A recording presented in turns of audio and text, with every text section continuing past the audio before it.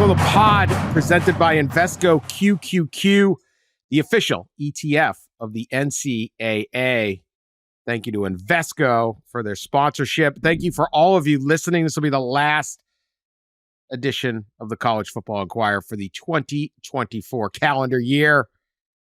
Huge year for us here at the pod. Huge listenership, momentum, subscriptions, the whole bit. And we are grateful for you guys choosing to spend some time with us this year. And we hope that continues in 2025. What is it, Dan? 2 million in an episode? Oh, not just yet. One day we'll get there. Slightly under that, but we'll get there sure one day. Did more than that over We're the on year. the way. We did that more than that in the year. There you go. So that's something. But yes, if the listeners would, get some friends and convince them to listen. We tried they're to listening, Dan, because they don't have any friends, probably. We're your friends. We're here. It could be. We did the membership drive. I don't know if that was successful or not. We have no metrics here, but we're doing well. But I want to discuss. We're going to pick the games, the quarterfinals, all that. But I got to discuss the desecration of the Pop Tart Bowl by Cam Ward. We'll get to the Cam Ward part, but I have to say, is the Pop Tart Bowl now like the second most, other than the Rose Bowl, is it now the most looked forward to bowl? I mean, they found a shtick. It's a good shtick, I mean, America loves its toaster pastries, and getting the chance to actually eat them and devour the mascots post game is it's a nice draw. Very nice draw. This is one of the great marketing moves of all time. I mean, it's working. Yeah, it's brilliant. It's brilliant. I saw some people posting on social during the game that it should be a playoff game. Should make the Pop Tart Bowl screw these Orange Bowl, Rose Bowl. Hey, but let's make a New Year's 7 and add the 7th bowl game in the rotation of the playoff and have the Pop Tart, baby. Here's what I'm saying. If you're a guy playing college football, right? And obviously you want to be in the playoff and all that. But if you said, what game would you like to most play in? Okay, Rose Bowl, I think, has an iconic, it's the Rose Bowl, it's the time slot, all that. But other than maybe the Sugar Bowl, maybe a couple, but like this thing has an identity. Like I would be like, I want to play in the Pop Tart Bowl, not like there's a Pop Tart. You get to eat it at the end. They kill a Pop Tart. This year, the frosted strawberry that was devoured last year had a resurrection. He is risen, the bowl declared. A memorial. They had a memorial outside for the strawberry Pop-Tart, and then inside he came back alive. He came back, and he was alive and well, and he was standing on the scoreboard. He was like Tom Cruise. It was like something from a Tom Cruise stunt in a movie. They had a cord, safety cord. I mean, you want to be up, you don't got any vision in that thing, I'm guessing. Like somebody had to get up on top of a scoreboard, like that, I don't know, hundreds of feet in the air. You could plummet to your death while playing the strawberry Pop-Tart. What a way to die. What an obituary that would have been, right? John Smith, noted for his role as the Pop-Tart mascot. Also, those things are very conducive to wind. They're thick, right? They're like wide. I mean, a gust comes along, Dan, and that Pop-Tart's flying off the freaking scoreboard, man. Yeah, it's basically a sail that he's up there with. Yeah, but, that's right. I mean, there are worse ways to go. Many worse ways. Yeah. Tom Cruise making $20 million a year, a movie and stuff. Like he's famous, he's rich, he's experienced this incredible life because he does his own stunts and he's trained. This guy, what are you making? This has got to be the minimum of like whatever the guild minimum. Is there a guild for mascots? How much you get? A grand? Are you making $1,000 a day? I don't think you are. Who knows? I mean, I think if I were the Pop Tarts agent, I would ask for some extra thrown in if you want me to climb up on top of a scoreboard. But I want to see Jeffrey Kessler take up a lawsuit on behalf of the Pop Tarts. These guys are risking their life. You're going to care about the players, settlements, and all. I mean, the NCAA had to approve allowing them to put paint sprinkles into the sideline. I love that. That was great. Did you see the video of Frosted Cinnamon Roll coming out of their wrapping like Hulk Hogan? Yeah, tearing the wrapping off. It was fantastic. As somebody said, I guess it was kind of the social media post during the Pop Tart Bowl. I didn't even watch the Pop Tart Bowl. I just watched the posts on social media of the Pop Tart Bowl. But one of the posts was like a video of the three of them running in their wrapping, in their glittering, whatever, shimmering, kind of tinfoil-esque wrapping. Foil wrapper. Yeah, they're running out on the field, and the videos running out on the field. And the social media post was, the three Pop-Tarts are here to bring peace to the world. Yes, perfect. Yes, that they did. I mean, and of course, last year's mascot had to come back to life because this is another thing. They understand how to franchise something where there's always part 2, there's part 3, part 4, part 5. Everybody looks like they're dead. You're never dead in the movies. There's always got to be another sequel. Yeah. So. As one of my followers on Twitter, Braylon16, noted, Pop-Tarts come 2 to a pack. So there should be 2 in those foil wrappings, which brings in a whole adult theme to it. But this was the same one because the costume was clearly a half eaten, putting back together. They put it back together. I don't know how they got the pieces. I don't want to know, right? How they got the pieces. It looked like something from Hannibal Lecter's, lair. Frosted strawberry. Yeah. Frosted strawberry's banged up. He's banged up. He's missing an eye. Yeah, it's a mess. But he was inside out a little bit. I'm talking about the foil. Should there be 2 people in the foil? Okay. Like, don't come a knocking if this foil wrap is rocking. Like, I don't know. Whole different element. Deep thinking there. Some of my followers are a little out there. This year, Frosted Cinnamon Roll got when it got lowered into the toaster. Threw a sign, "Follow your dreams." Came out. The Iowa State players ate and I guess hopefully Frosted Cinnamon Roll will come back next year. There's just a lot going on. This thing is taking on a life of its own. Absolute genius marketing. They will teach this class. Of all the bowl games out there are others that they're trying more, right? You got the Mayo, you got I saw the DJ. Snoop Dogg. The DJ for the Pinstripe Bowl was on a bad boy mower. Thought that was a nice touch. There was a lot going on, but no, Pop-Tart people have just gone over. Small sample Heisman. Yeah. They're playing chess. The rest of the bowls are playing checkers. Yeah. Meanwhile, Cam Ward, he was so excited to play in the Pop-Tart Bowl, he played half of it. Sometimes you only want half a Pop-Tart. That's true. Yeah. You have one, you 2 in the foil, you have 1, save the other half for later. Maybe that's what Cam was going for.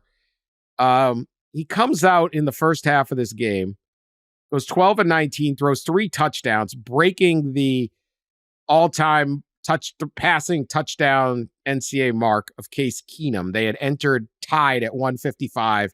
Cam Ward throws 3, gets to 158, and then promptly removes himself from the game. He sat out the second half of the Pop-Tart Bowl. This elicited quite a reaction. Emory Williams had to come in for Miami. 5 of 14, 26 yards, and 1 interception. Iowa State goes on to win the Pop-Tart Bowl 42-41 and gets that delicious Frosted Cinnamon Roll Pop-Tart. I'm guessing, Pat, I have thoughts. I'm guessing you have thoughts on Cam Ward. Sitting the second half. Go ahead. The floor is yours, Mr. Forde. Yeah. Quitter. That's my thought. He quit in the middle of a game. And I'm sure it was prearranged. This would be one time it would be nice if Miami would explain itself or have Cam Ward explain himself. I don't think he talked after the game. And Cristobal basically said, no comment. what we discuss in private stays in private. I think the fans deserve an explanation. I think those who have donated to the collective to pay Cam Ward's significant salary for the season deserve an explanation. I think it's a garbage move, and it underscores exactly how transactional we are at this point. That he got paid a lot as a one-year rental, and he came in and he played well, and he was a Heisman finalist, and he nearly got Miami to the playoff. And then he basically said, I'm out. I'm going to go set this record, and then peace out. Goodbye. If you're going to do that, just don't play. Do not suit up. Do not play the game. Opt out. Playing a half a game is garbage, in my opinion, and it's poorly explained garbage from Miami. I'd like to know a lot more about what went into this. Yeah, and was it all about the record? We don't know. Nobody's answering questions. I mean, if he had thrown one touchdown pass in the first half, would he have played in the second to try to get the record? Was it all about the record? Only needed one. Only needed one TD. Only needed one to tie, right? Or I think they were tied. He came in tied, right? And he threw three. He broke it with the first one. So gotcha. Hey, you played those extra two for free. Yeah, there you go. there you go. Well, we probably had this year. I think we probably had less, fewer maybe opt-outs than we have like the last couple of years, and I think a reason for that is clauses in collective contracts that require a player to play in postseason games to get their 13th payment is how a few have put it. You pay on a monthly basis maybe, so 12 months, and that's a 13th payment to play in the postseason game. That's how some collective CEOs have put it to me. And so I think that's a reason why. And I do wonder, like, does Cam Ward get half of that 13th payment since he just played in half of the bowl? I don't know. It certainly doesn't seem like it's a great look, and it's an even worse look when we don't get answers from anybody afterward. Yeah, maybe there's an explanation. I thought this was a terrible look. I did. I think I'm pretty normally on this podcast. I'm not the one that's shaking my fist at clouds that the game has changed. Sit out a bowl game. I would have had no problem if he said, "Hey, man, I'm sitting the Pop Tart Bowl out. I'm the number one pick. Are you crazy?" And I would have said, "Yeah, fine." To quit in the middle? What was that? Either play or don't. You have the right to do whatever you want, I guess, but it's like, don't you owe something to your teammate? People say, well, you got to be pro player and these guys should just be able to bail in it. What about the other players? I'm sure the other kids on the Miami team, and maybe they'll all support Cam Ward. That's fine, but at some level, someone's gonna be like, well, I want to win the game. I don't care if you're playing pickup ball down at the park, and you got one guy on your team's the best player, and halfway through the game, he's like, I'm out. You're like, what the hell, man? Well, I just start the game. This is not a good. Whoever advised him that this was a good decision, or didn't say, hey, man, you might either want to go one way or the other, because now it's this big story, and I think he's still going to be the number one pick in the draft. But it's like you just subjected yourself to like 4 months of, are you a quitter or not? Why the whole thing just didn't make any sense. To leave in the middle, it's just, don't you owe it to the other players, the coaches, to everybody, that like, if you're going to start the game, finish the game? I would think so. I was shocked that they actually that Miami signed off on this. If this was a pregame decision, I assume it was. And if that's the case, like Miami, if I were Mario Cristobal, I would have said, you're either playing the whole game or you're not playing at all, and we'll go with our backup. And we've had instances, I would say, of more quiet quitting in bowl games before. We've had players ask for snap counts. I've seen a lot of guys running out of bounds in the bowl season. Yeah. Who, but I've never seen anybody just pack up and say at halftime, you know what? Hey, good luck, guys. I'm going to watch the rest of this one. It's weird too. And the camera had panned a couple times to him, just kind of staring from the sideline with no helmet. It just, the whole thing was quite odd.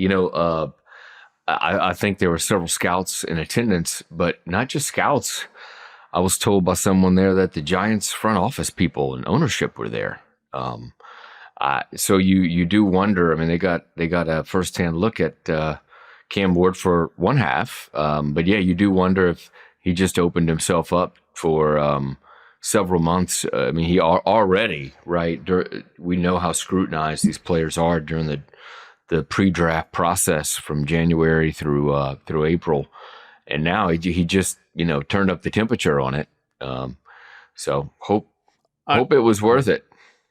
Yeah, we'll see. It probably won't affect his draft stock, but if I were Shedeur Sanders, I would go into interviews with teams that are trying to decide if they want to take the first quarter or have a chance to take the first quarterback and say, I don't quit in games. I played all of them. And he takes a lot more hits than most quarterbacks. So, I think it's a lousy look. It's a lousy precedent. And it does, Dan, I think like you said, you are not somebody who says by any means that says players need to be, subservient parts of the machinery or anything, but this is a swinging of the pendulum, I think, too far in the other direction of players can decide when they want to just walk out of a game. Yeah, when you're just bailing in the middle, take this job and shove it. I mean, obviously anyone can do it in any walk of life, but there's just sort of, you owe something to the other people on the front line with you. Mm-hmm. I've been quiet quitting this podcast for like 5 years. I'm all for quiet quitting. But this, I just look at, you could be pro player or pro just sort of free market, but you can't be like, can't just be ridiculous. I mean, it's like, dude, you started the game, you just left in the middle. It's like, let's say you're a kitchen on a busy restaurant, like you can quit your job, but like in the middle of the shift, you just screw everybody else over, right? They're all trying, now they got to cook without you. You're on a assembly line or you're, whatever you do. It was a bad look. And there's two things I do know. One, the NFL draft speculation is so reasonable. I'm sure they won't bring this up for ad nauseum for them. Right. Good Lord. Yeah, that's right. I mean, I think we had to, can Cam Newton play in the NFL? I heard. Yeah, he was pretty good. I think he was all right. Two, I'm sure Shedeur, being the quiet guy, he won't bring it up. He won't mention it. Right. No, not at all. No, I mean, dude wore New York Giants cleats in the pregame warm-up. Did you see that? Shedeur Sanders, like, come get me, Giants. Never misses a trick when it comes to marketing and messaging. No, and they'll miss a trick. And then he say, I'm playing. And you're right. Yep. A lot of guys did play this year. I said, I had no problem with someone being like, yeah, my season's done. I'm going to give Miami. I even think it helps teams in some ways to play their younger guys. You get a chance, you get a chance to get a guy in there, see how they are. Maybe that freshman didn't play a ton. They had Tennessee last year. They got Nico in there, had a great bowl game, set them up kind of, right? Leads to the playoffs, right? You can get something out of it. So I don't even think like if you quit on the final game, it's a big deal. I just think in the middle just makes no sense to me. Speaking of quiet quitting, I think the whole ACC did. So maybe that's where he got the. It just means less. It just doesn't matter. Like, what is the motto of this league right now? I don't. It doesn't matter. Golly. Can I just have a Pop Tart? Like what? No, only winners get Pop Tarts, and they didn't win. Make friends with someone at Iowa State. Get in on that Pop Tart. I don't know what these things count for anymore. It used to be a big deal who won the bowl standings. I was looking at the bowl standings, like the Big 12's 4-3, but they had to have two teams play each other, Colorado and BYU. So that's not fair. But the ACC is 1-9. We got Cal lost to UNLV. Pitt lost to Toledo in a banger of a Detroit Bowl. That was great. Georgia Tech lost to Vanderbilt. Syracuse beat Washington State. They did do that. Kyle McCord's going to lobby for a 5th year. I'm not sure how, but he's going to try. Probably will win. Carolina lost to UConn. I was staying in the Carolina hotel for a couple nights in Boston, and they were just hanging out at the mall, it looked like. So I'm not surprised. But UConn beat them. Great season for UConn. 9 wins. I think they got 9 wins. Nebraska beat BC. BC lost to Nebraska. Miami lost to Iowa State. North Carolina State lost to East Carolina. And then we have the 2 playoff games. Clemson lost to Texas and SMU. I think their boosters that arrived an hour late did better than SMU at Penn State. Do we still take any? Is there bragging? Is there? Do we have anything here, or is it just like a confluence of just whatever? Anyone know who's in the ACC? I think there's a lot of confluence of whatever. I mean, it's bad. It's embarrassing. They should be embarrassed. It's terrible. They look awful. And some of those losses, yeesh, were poor, very poor. But at the same time, like North Carolina shouldn't get routed by UConn. But how many players didn't play for North Carolina? And you got an interim coach, and you're turning over everything there. But I would also think, too, that Belichick, who didn't go to the game, but he's watching the game, and you can't get rid of everybody. You cannot have 105 new players year over year. So some of those guys, they need to come back. And if I were them, I would be pretty worried about what we just put on tape for our new coach to see in that bowl game. Don't tempt him with that. You can't. It doesn't say that in the rule book, Pat. No, it doesn't. It doesn't. We'll see if he can match Coach Prime's numbers for first year turnover. Probably might give it a run at it. I mean, it's a brutal look for the ACC. Some of these losses. I mean, North Carolina State losing to East Carolina, that hurts you in state with the bragging rights. And I mean, those North Carolina State fans got to hear that from the ECU fans forever now. Pitt losing to Toledo. I mean, wild as the game that was, it's still a bad one to lose. So there's a lot for the ACC. Their thing is accomplish greatness. ACC accomplish. They are not very accomplished right now. Accomplished greatness. No, it's not. It's not going well. But I do understand Dan's point of how much stock do you put in these bowl games. Coaches are not there, and a lot of players are not there, and as Dan said, they're going to spending the week going to the mall and whatever. So I don't know, but I know this: the playoff games I'd put a lot of stock in, and SMU got blown out. I mean, think about it. The ACC runner-up got blown out by the Big Ten runner-up. And the SEC runner-up beat the ACC champion. And so when you look at pecking order and stuff of conferences, I think those have to be taken more into account than, say, the Pop Tart Bowl. Yeah. 3 more still. Virginia Tech is facing Minnesota. Duke and Ole Miss are playing in the Gator Bowl. And Louisville's playing Washington in the Sun Bowl. So still got a couple more to go. So they can redeem themselves. Accomplish something. Yes. I don't know. We'll see. But it was a fun bowl season. Any other thoughts on the bowl? Anything else stand out from the bowl season? I will say this much. Both Army and Navy won their bowl games. So Army ends up, I think they both end up with Army had 12 wins. Navy had 11. Navy's 10-3, I think. 10? Okay, 10-3. Yeah. Amazing for those two. Amazing. Yeah. So that was kind of cool to see them both win their portal, bowl games. No NIL. Here they are. Yeah, winning a combined to 22 games. And how about the American? I think they're 6-1 or 7-1 in bowl games. Maybe 1 or 2 power conference wins as well in there. Yeah, I was going to bring up the service academies too, Dan, because I'm thrilled for them. They just had awesome seasons, and I mean, Army, at least they did show up for the Independence Bowl, as did Louisiana Tech, as did not Marshall. Speaking of quitters, bailing on the bowl game altogether and putting Louisiana Tech in the position to have Better to than be the stopgap. Yeah. Quit before the game at least. Right. But the Navy thing, especially, I mean, to beat Oklahoma, they were down 14-0, came back, took the lead 21-14, gave up what could have been the tying touchdown. And I give credit to Brent Venables for going for 2 there and not playing overtime. And they missed, but it was a very fun game. But, you know, I know like Oklahoma had like 25 guys out, but I guarantee Oklahoma never recruited a single player that's on Navy's roster, and wouldn't even have probably given them the time of day to look at them. And so even if they were playing against Oklahoma's backups were more highly recruited than they were. And for Navy to win the game, I thought was pretty awesome.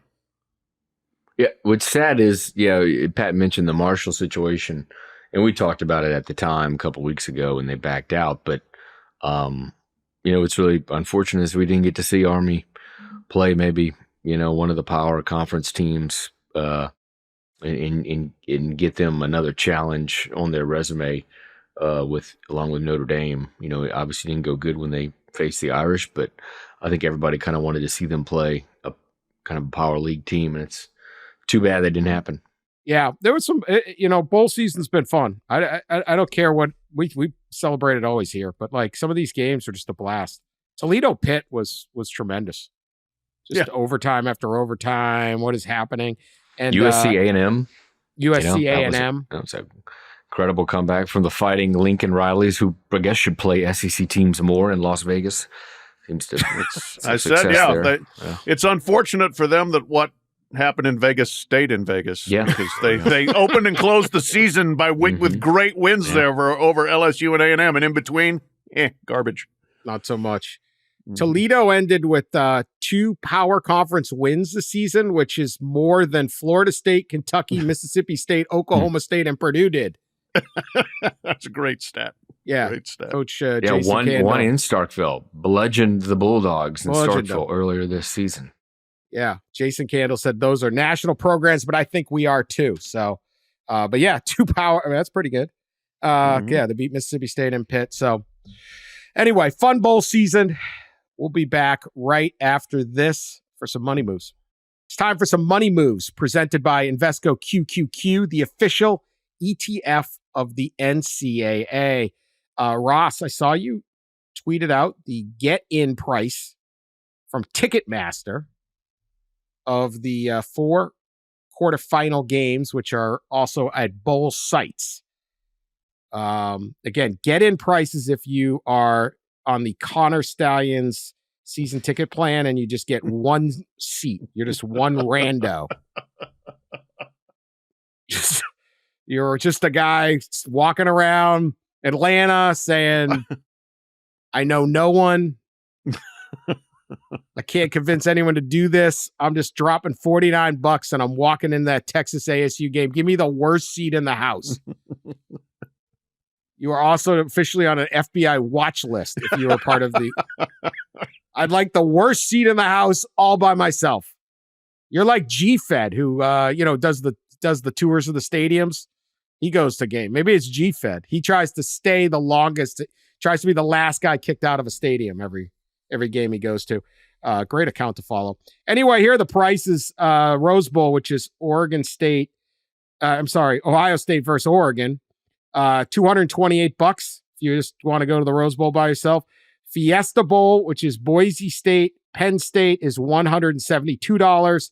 Sugar Bowl, which is Georgia Notre Dame, $115.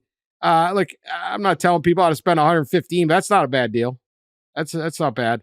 Peach Bowl, Chick-fil-A Peach Bowl, please. In Atlanta, Texas, Arizona State is $49. So that one is lower. Obviously, this is the start of, if you're going to win the national championship, potentially 3 out-of-town neutral site games. Some of the teams just had a home game. Other teams also either had home games and were in neutral site conference championship games. Like this is Texas's 2nd trip to Atlanta recently. So a lot of factors in here. What are people saying? Are they happy with these prices or are they too low or what's the word, Ross?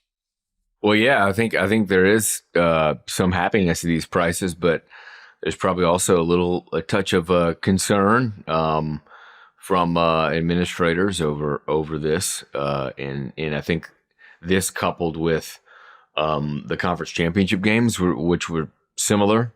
Prices were probably as low. Remember, as low. The Big Ten championship was as low as like $13 to get in, and most of the other championship games were around 20 to 30, $35 to get in outside of the SEC, which I think was over 100. But you couple the conference championship games with these prices, and I think there is some worry that a lot of fans are just saving up. Right? If my team gets to the semifinals or the championship game, then I'll spend. Then I'll go. So that's it's a little concerning there. Plenty of open seats in a lot of those conference championship games, except maybe the Big Ten. But the other ones, there were a lot of open seats, and I would imagine that we're going to be looking around, and there's going to be a good amount of open seats in these quarterfinal sites, and it's just more of a driver potentially, Dan, to move the quarterfinals to home. And I wrote this from the Notre Dame game. I think we talked about it briefly, the first round game. But starting in 2026 is a whole new contract between the CFP and the conferences in the bowls, and the bowl contracts aren't signed yet. They're not executed. So it'll be interesting. That conversation, I'm sure, will happen around the championship game. That'll be one of the things they'll talk about as far as changes to the playoff. But then again, there's history and there's tradition to preserve, as Dan knows very well, and it'll be an interesting conversation. What is, let's see, 5:00 Eastern on Wednesday. We'll kick off in Pasadena, and then 2.5 hours later, we'll get that sunset. That's right. But, yeah. Or the San Gabriel's, yeah. Yes. It's interesting to me. I don't know whether it's warning signs. It's too soon to know. But, the TV ratings for the first round were a little soft, maybe not, quite what some people expected. They weren't bad, but they weren't like, oh my God, spectacular. And the ticket prices are maybe a little soft. Whether people haven't fully warmed up to the expanded playoff, or they're, like Ross said, you're saving your money for later rounds, hoping your team gets there, whatever the case is. But I'll be interested to see when we get to the end of the playoff what all the data shows in terms of fan appetite for this. I think it's awesome. I'm glad we have it, but we got to wait and see what the general public as a whole thinks. Yeah, I look at this New Year's Eve and then three straight on New Year's Day. This is the best we've ever had it. I mean, these are four games that matter. It's set up the right way. Just because the two games that maybe are most anticipated are Ohio State, Oregon, and Georgia, Notre Dame. Obviously, there's these tweaks, and this is a $1 billion business that they're running, and they're still being hamstrung with some bad ideas and old thinking and a weird alliance. I mean, look, if the Georgia game's in Atlanta, it should be in Athens. Notre Dame should have to go to Athens to play this game.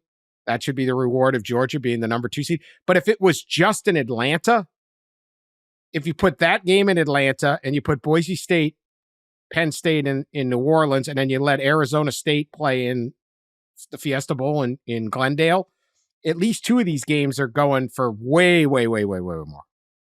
Now at least there's way more demand. Whether prices are good or bad, I don't really care. It's probably better if they're bad because someone can just go to the game. I'm not here to help the secondary market, but it does tell you that like fans are like, yeah, I'm not excited about this. So these games should be at home. They should tweak the things. We've discussed all of this stuff, but it's all there. My number one problem will be on New Year's Day is that sunset. And I know I make fun of it and it's funny. It's the idea that we have to have the sunset at the end of the third quarter of the Rose Bowl. And because of that, the Rose Bowl can't start at 4 Eastern. It has to start at 5 Eastern. And the game is going to go late. And the Sugar Bowl, just like last year, is going to get pushed back. And last year we had one of the best games and certainly one of the most consequential games. Washington, Texas was a great game, came down to the end, and it was on so late that a lot of people who actually have jobs and have to work on January 2nd weren't able to watch the end of the game. And these are the fans that have supported this sport all year going. These games should be at noon, 4, 8 on the dot, if not sooner, and play and do the best you can that college football fans, working people, get to watch all of the games. Not, might end at 12:30 at night, Eastern time. And your jerky boss is going to be all bright-eyed and bushy-tailed on January 2nd, ready to attack those Q1 goals, right? And you're like, I kind of want to watch the end of this Georgia-Notre Dame game.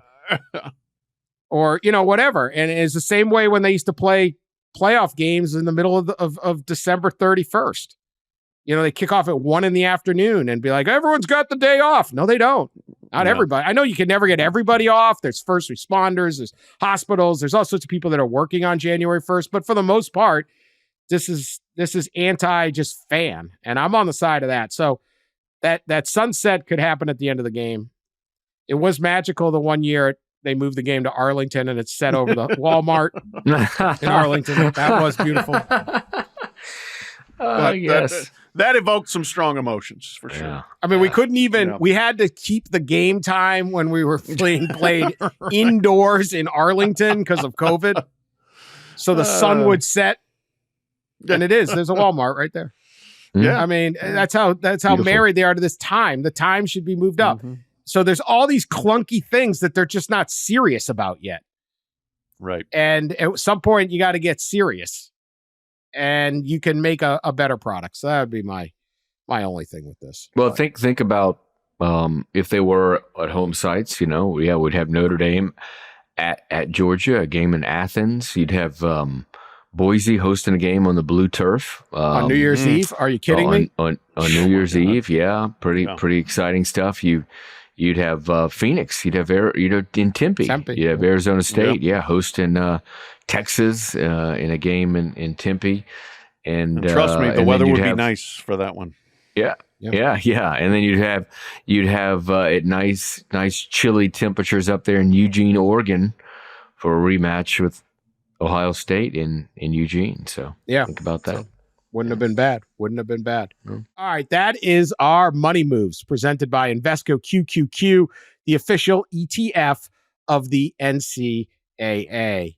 So the big news going into this weekend, we'll pick the games a little later, but the big news is Carson Beck, Georgia quarterback, is out. He was injured in the last play of the first half of the SEC championship game.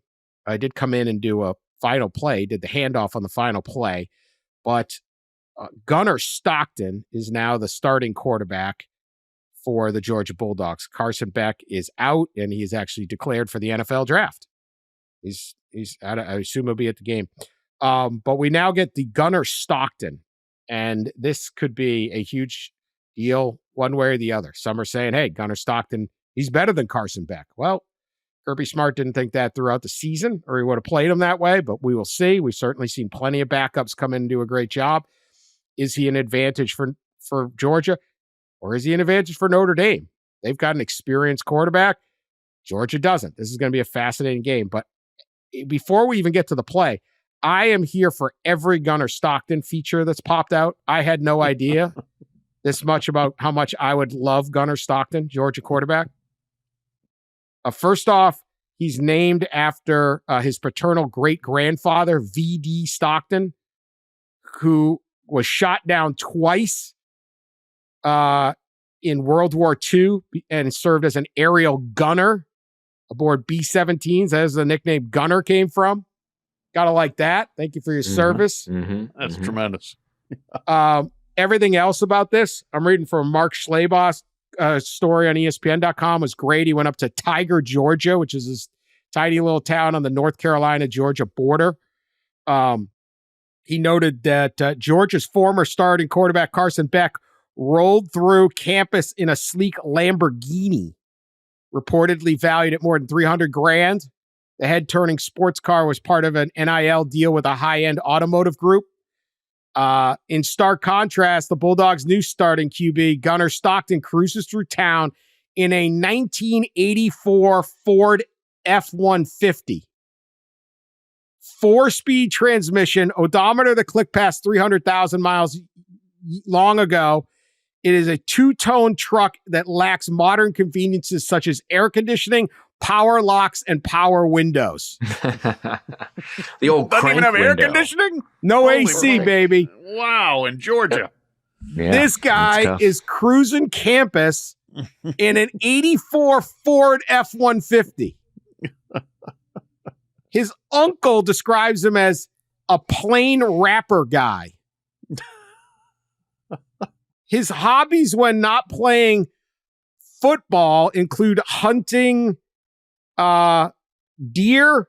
He tends cattle, hunts deer and bears. Bears. And a bear hunter? Bear hunter, and fishes for trout in mountain streams. When he was 16, he asked his parents for a birthday present. He asked them for cattle. He got 1 bull and 4 cows. That was what he got for his 16th birthday. Oh, my. And there's a famous picture of him holding an alligator over the top of his back because he went gator hunting along with Bulldog safety Dan Jackson and former tight end Cade Brock and his uncle down on the Georgia-Florida line, or Florida-Georgia line, I guess as the band would have it, where he caught gators. That is a country boy, Dan. This is just fantastic. Sorry, Notre Dame, but I'm rooting for Georgia. Come on. I mean, I thought the story had promise when you start with the Dateline Tiger, Georgia. But it gets better from there. It gets better. He is a North Georgia hillbilly, and he is a fascinating, he's an outdoorsman, as you said, small town guy, and Jake Fromm was all those things too, and he had a pretty nice career at Georgia. We'll see if Gunner Stockton can be more than just a good story. Can he be a good quarterback? He was an okay quarterback in the second half of the SEC championship game. Made some plays for sure. Didn't complete a pass longer than 9 yards and threw an interception that nearly cost them the game. Needed the defense to get a stop and hold Texas to a field goal that sent the game to OT. But Georgia's going to need more from Gunner Stockton than what they got in that game. We'll see whether he can do it against a great defense, number 1 pass efficiency defense in the country in Notre Dame. Ross, you ever caught a gator with your hands? With my hand? No, I have not. I have not done that, Dan. Okay. Although I know plenty of people who have living in South Louisiana, but no, I have not. I have not. Two country boys facing off at quarterback in this game, right in New Orleans. Perfect, right? Perfect, because Riley Leonard is from L.A., Lower Alabama, they say. And grew up fishing on the Gulf and fishing in bays and all that good stuff. So, in fact, the last time I met with Riley Leonard, he came in with a camo hat on, like a fishing hat on. So, 2 country boys battling it out in South Louisiana. So, should be fun. But that's some interesting stuff. I was born in 1984, Dan. So, I would love to get a look at this. This F-150, I wonder if he's driving it from Athens down to South Louisiana, because a boy like that, he's got to have his truck, And there's pictures of him on campus with this truck. I mean, he can't go on a date in that thing in the summer. It's 1,000 degrees in Georgia. In the summer, he's got no AC. Like in there. Are you kidding me? That's how you weed out the good ones, man. This is Gunner Stockton. They'll line up anyway. Didn't care if his no AC. Yeah, that's a problem. I think an 80. This is tremendous. An 84 Ford F-150. I know how hard it is to haul Ross through the finish line. He's 40. There you go. My favorite part of that. favorite part of that story is what he got for his birthday. Yeah. Was it 3 cows in a bull? Four. Four cows in a bull. This guy's like the future farmers of America hero. Was this like, here you go, son, like go have a mate? Doesn't a bull, and isn't that how that works? Well, I don't know. He said that's how cows get created. Yes, that is, as a matter of fact. Little birds and the bees talk here. Oh, it wasn't for his birthday. Cattle version. Yeah. This is from the story. Just before Stockton turned 16, he asked his parents for cows to put on his grandmother's farm. They gave him 4 cows and a bull for Christmas. There you go. You like wrap them like those Lexus in the driveway with the big bow? Just a big bow, Dan, around the neck. Just a big bow, maybe. This is according to Rob Stockton, one of his relatives. That old farm had terrible fencing. Everybody in the county helped him, and they knew that they were his when they got out of the fence. We would get 911 calls, and they'd say, "Your cows are out. Put them up." or people would just... stop and just put them up. I don't even know what that means. So there's just, I don't know. How do you know it's his cow? I guess you brand it. I'm all Gunner Stockton right now. I'm distracted. I don't know what's happening. All right, we'll come back and pick these games. I'm picking Georgia, by the way. Just a hint. No, you can't pick against this guy. All right, right after this. All right, let's pick these things. New Year's Eve, 7:30 p.m. Eastern, changing the paradigm of New Year's Eve on ESPN. Penn State giving 10.5 points to Boise State in the Fiesta Bowl. Pat Forde, who you got? Yeah, I'm down in Scottsdale. We talked to the Broncos and the Nittany Lions today. Boise State arrived wearing shirts that said, "Please count us out." Penn State does not seem willing to oblige by counting them out, at least not publicly. James Franklin went on a long stem whiner about their great respect for Boise State. He also nominated Nick Saban to be the commissioner of college football today, by the way. But that's neither here nor there in terms of picking this game.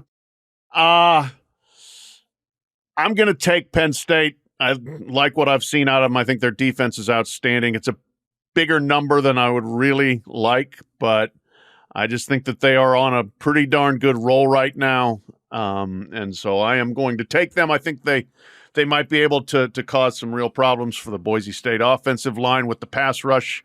And then I think Boise on defense is going to have trouble with the balance that Penn State's developed there. Tough time covering Tyler Warren. Penn State lay the points. I think I lost all but one of the first round games, so doing just about like I did during the regular season in the postseason here.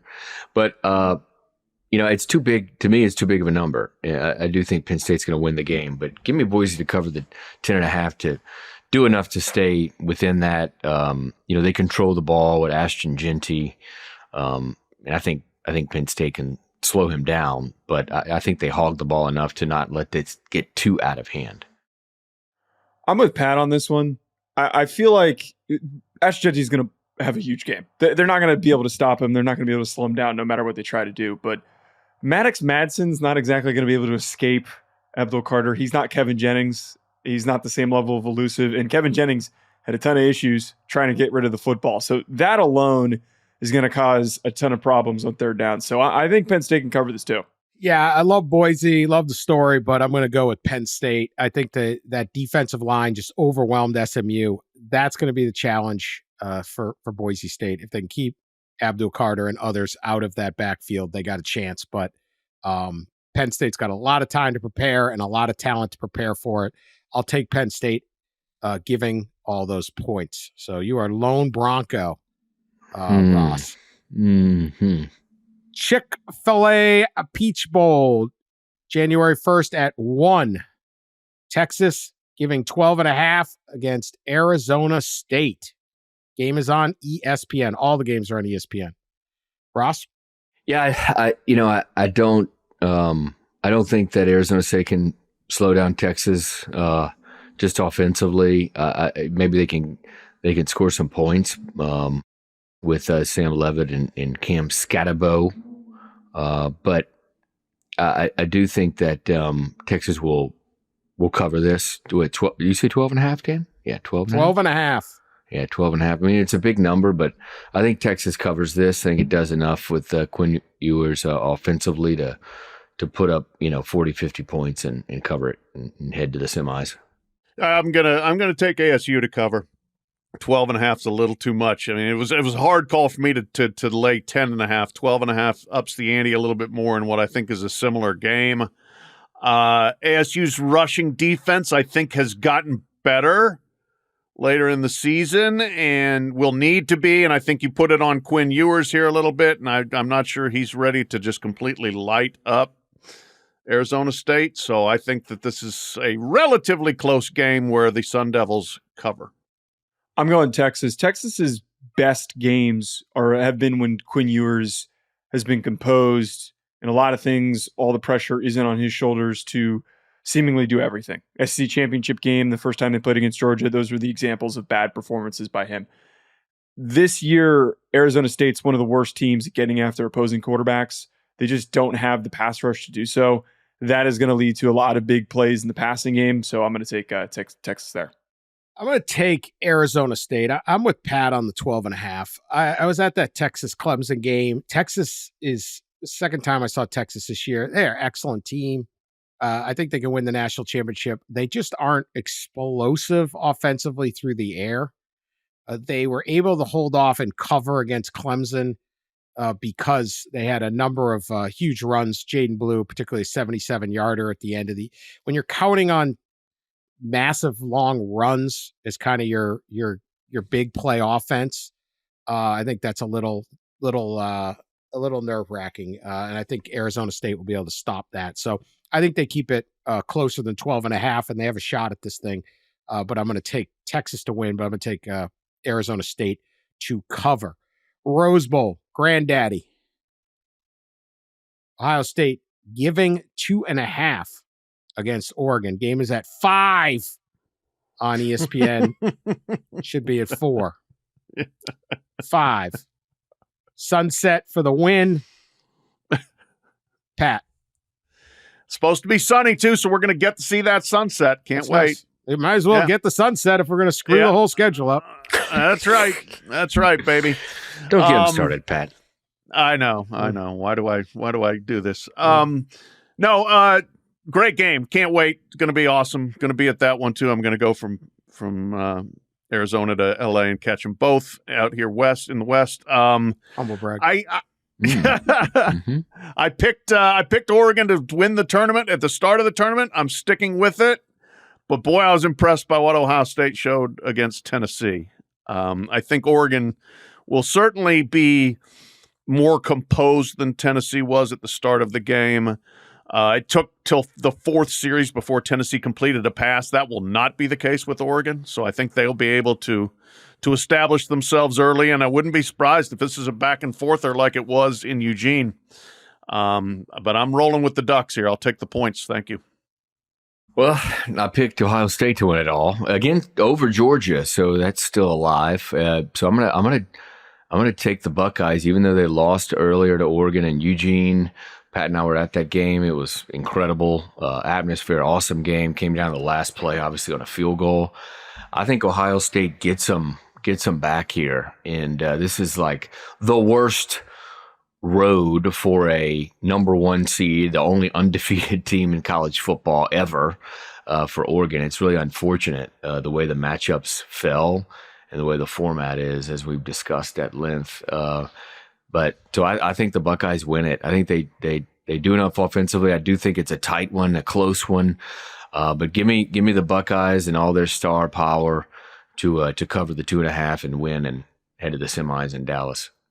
It's really crazy to think that loss to Michigan might be the galvanizing point for this Ohio State team. And the way that they played against Tennessee, I'm with Ross on this one. The way that they played against Tennessee, I think shows their potential when they're locked in and they're firing off the ball. I think that they're motivated as hell, especially having lost them the first time.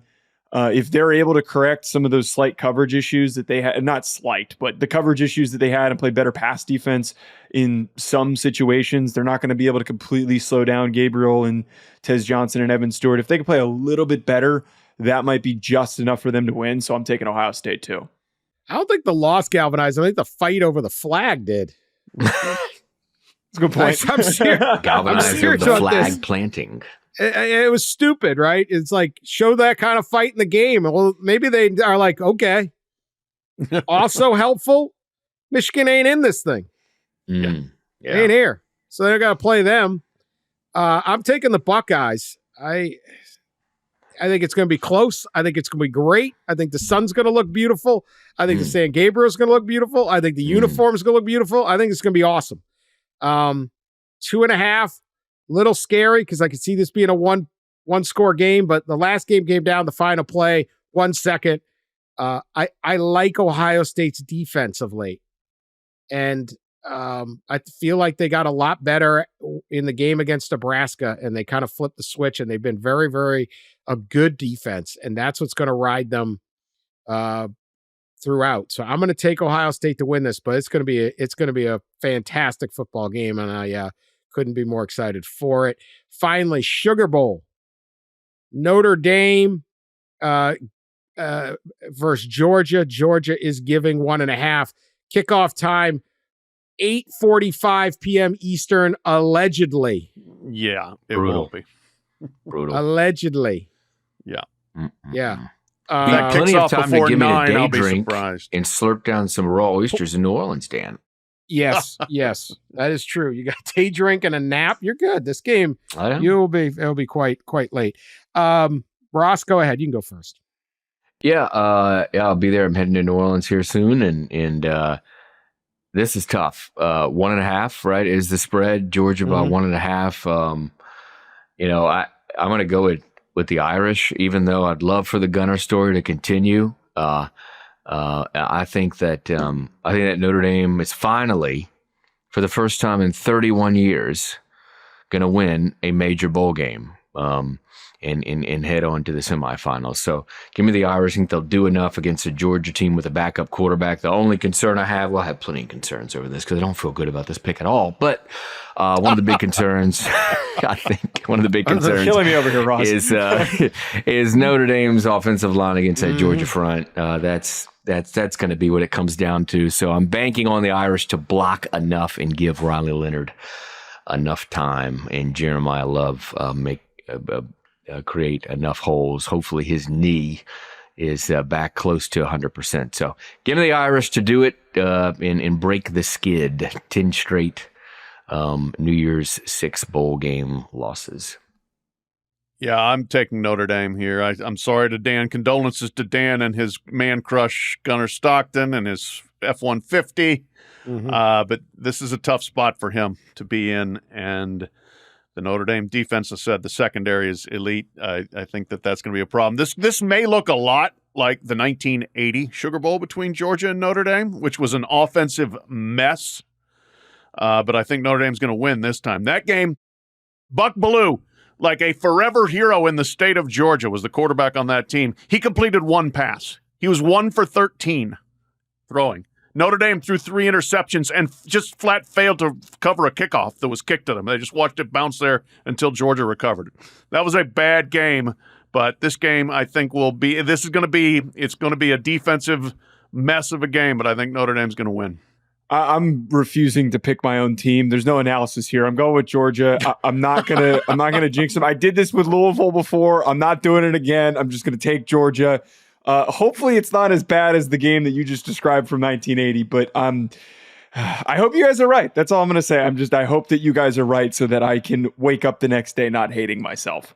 So 1.5 is actually a pretty big number. There, yeah, I think he's doing this. He's doing like the reverse. I don't know. I did it before. He's reversing. Yeah, the emotional hedge. Reverse checks. Yeah. I don't know. Yeah, emotional hedge. Whatever you got going on. Whatever gets you through the day, Joe. This is going to be low scoring. These are running quarterbacks at this point. Gunner Stockton is not going to be a big passing quarterback. This is going to be running the ball. It is going to be brute force. It's going to be ugly. I don't see either team doing a whole lot offensively. So take that. I don't know what I'll get the over under, but what was the over under? Whatever it is, someone look that up for me. It is.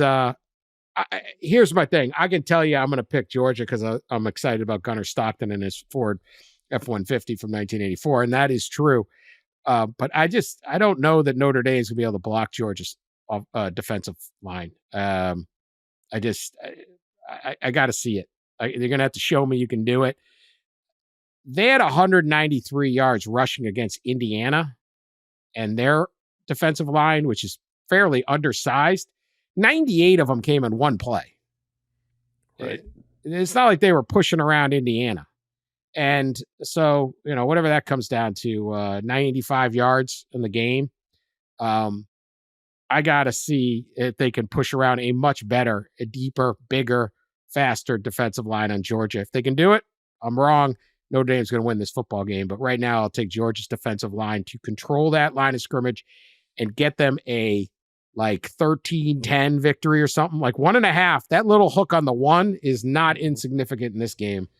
I think it's going to be super, super close and super exciting for everybody who can stay up after midnight on the East Coast. 45.5 is the over-under, by the way. I don't see that. Yeah, I would take the under all day. 45.5, so 24-21. Yeah, this is 16-13. Who's scoring? Yeah, I don't know. I mean, Georgia was not a great offense when they had Carson Beck. No, and that's the problem. Georgia can't run. This is the worst running team they've had under Kirby Smart by a long way. And so you're going to all of a sudden try to throw it 35 times like Carson Beck did with Gunner Stockton? Trouble. Yeah, now you're making me feel bad about my pick. Don't worry about it. He's got the Ford F-150, Pat. No AC. You don't need AC. It's up there in the cool mountains, literally catching trout out of mountain streams. If I had a Heisman vote, I'd vote it right now for him. Yeah. Anyway, that's going to be our show. We will be back after New Year's with all of the exciting overreactions and breakdown of the quarterfinals. Like, not joking, this is everything we always wanted in this sport. I think I mentioned on a recent pod, I used to watch with my dad, and we would watch the games on New Year's Day. That's how I became a college football fan, and none of it made any sense. Why are they playing? What's going on? Why aren't these two playing? And we're like triple header, man.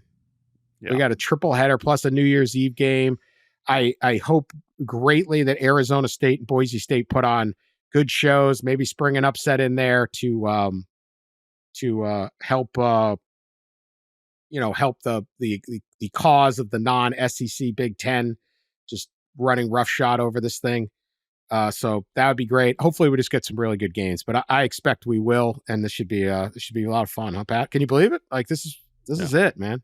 No, this is awesome. This is the payoff for waiting all this time for a better playoff. Even last year's 4 was incredible, right? Yeah, Alabama, Michigan, that went to OT, and then the Texas Washington game. It's just terrific. Yeah. So to get these, let's enjoy it. So hopefully it's good. You work off your hangover. You got all day. That's right. Do it up. Again, thank you all for listening all year long. Continue to subscribe and share us on social media and hit us up. We appreciate you.